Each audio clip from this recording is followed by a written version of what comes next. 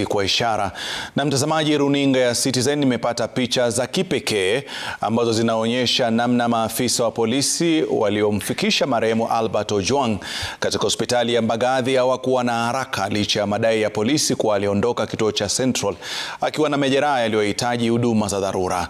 Kanda hiyo imethibitisha polisi walichukua zaidi ya dakika 20 kumpeleka katika chumba cha dharura ambako wauguzi walithibitisha tayari alikuwa amefariki kabla ya kufikishwa hospitalini. Gatete Njoroge na taarifa hiyo.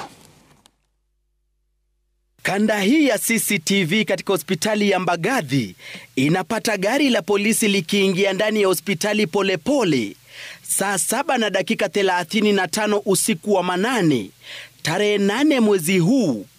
Maafisa watatu wa polisi wakikaa mbele ya gari wakishuka.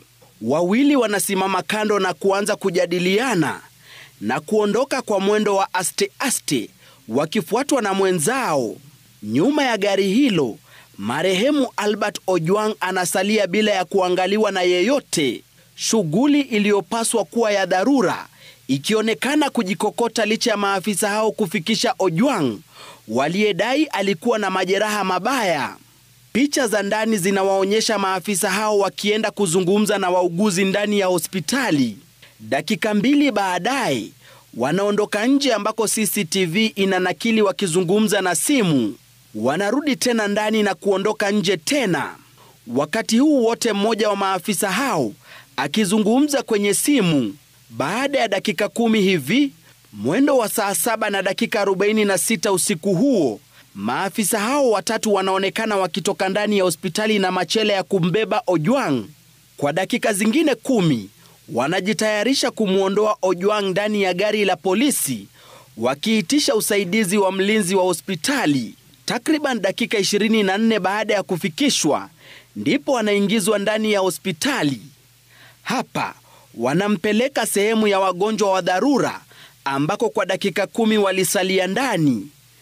Saa 8:10 maafisa hao wanaondoka na mwili wa Ojwang baada ya hospitali kudhibitisha alifikishwa akiwa tayari amefariki. Mwendo wa saa 8:15 usiku wa manane, gari la polisi linaondoka hospitali ya Mbagathi ikiwa imebeba mwili wa Ojwang.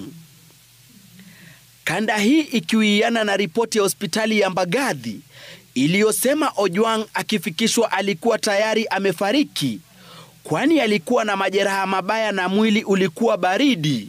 Kanda pia imethibitisha, kando na polisi kusema alipelekwa hospitalini saa 7:39, marehemu Ojwang aliwasili saa 7:35 na kupelekwa ndani ya hospitali zaidi ya dakika 24 baadaye. Matukio yanayoibua maswali chungu nzima na kudhihirisha wazi huenda Ojwang alifariki mikononi mwa polisi katika kituo cha Central.